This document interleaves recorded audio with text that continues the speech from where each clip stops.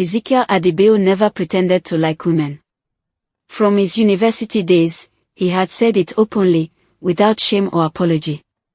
Women, to him, were distractions, too emotional, too demanding, too complicated. Marriage, he believed, was a trap designed by society to cage men. So when news spread that Ezekiel was getting married, it shocked everyone who knew him. What changed you, Ezekiel? Nothing changed, I just made a calculated decision. The woman he chose was Miriam. Miriam was slim, almost fragile-looking, with long legs, narrow hips, and a quiet grace that followed her wherever she went. To Ezekiel, that was perfection. She won't change. At first, marriage felt exactly the way Ezekiel wanted it to be. Miriam cooked. She cleaned. She dressed elegantly. Her body remained slim, her waist small enough for Ezekiel's hands to circle with ease. Ezekiel enjoyed that. He liked walking beside her, knowing people admired what belonged to him. When Miriam became pregnant, Ezekiel felt pride, not joy. A child meant legacy. Continuation. Proof of manhood. He provided everything. Pregnancy changed Miriam's body. Her hips widened. Her breasts grew heavier. Her face softened. Ezekiel noticed, but he told himself it was temporary. She'll return to normal, he thought. She must. After childbirth, things did not return to normal. Miriam gained weight. Ezekiel noticed everything. He noticed how her dresses no longer fit the same way. How her body jiggled when she walked. How people stopped staring when they went out together. And slowly, something ugly grew inside him. He stopped touching her. He stopped sitting close. Miriam felt it long before he said anything. One night, after putting the baby to sleep, she stood in front of him. "Ezekiel," she said quietly, "have I done something wrong?" He looked at her then, really looked, and the words slipped out before he could soften them. "You've changed." Her heart tightened. "Because I had our child?" "You let yourself go," he said bluntly. "This isn't the woman I married." Miriam went into the bedroom and cried without sound so the baby would not wake. From that day, Ezekiel withdrew completely. He spent longer hours at work. He lingered outside. He scrolled through social media, staring at slim women, and then the thought came.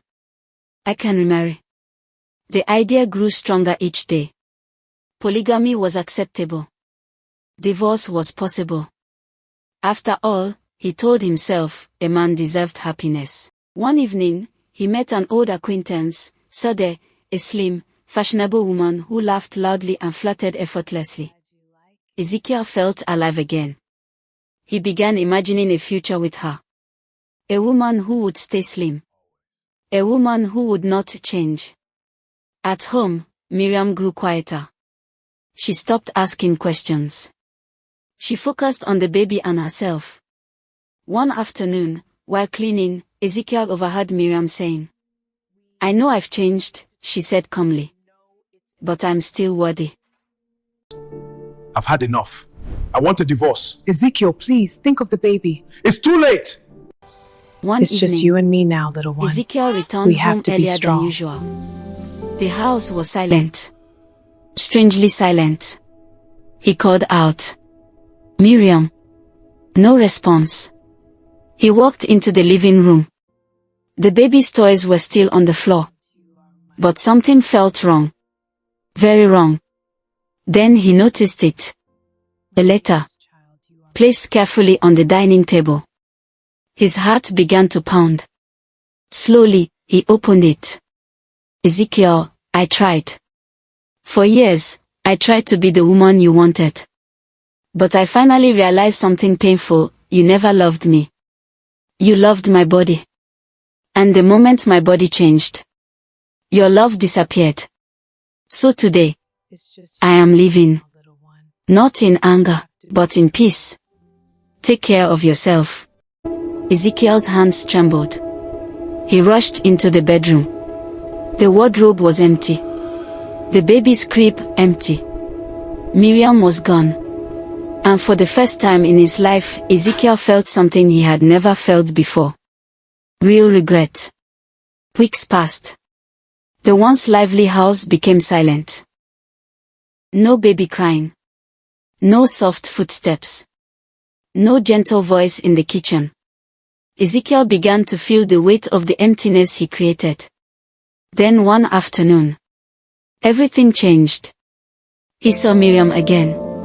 Across the street. She was standing outside a beautiful building, holding their child. But she wasn't alone. Standing beside her was another man. Tall, confident, kind-looking. The man held the baby gently, like his own. Ezekiel froze. His heart shattered. He wanted to run to her, to explain, to beg. But then something unexpected happened. The man opened the car door for Miriam, and as she entered, she looked up. Their eyes met. For a brief moment. There was no anger in her eyes. No hatred. Just peace.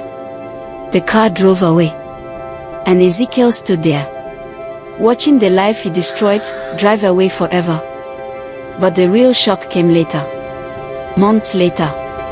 When Ezekiel discovered something that shook him to his core. The man Miriam married was the same doctor who helped deliver their baby. And that was the day Ezekiel realized something terrifying. The woman he rejected became the treasure another man was grateful to have. Months later, Ezekiel attended a business event. And on a giant screen inside the hall, he saw a familiar face. Miriam. But not the Miriam he once knew. She was standing on a stage. Confident. Strong. Speaking to a crowd of hundreds of women. The host announced proudly, "Please welcome Miriam Adebayo, founder of the Mothers Rising Foundation, helping thousands of women rebuild their lives after childbirth." The entire hall applauded loudly. Ezekiel sat frozen in his seat, watching the woman he once rejected become a voice for thousands.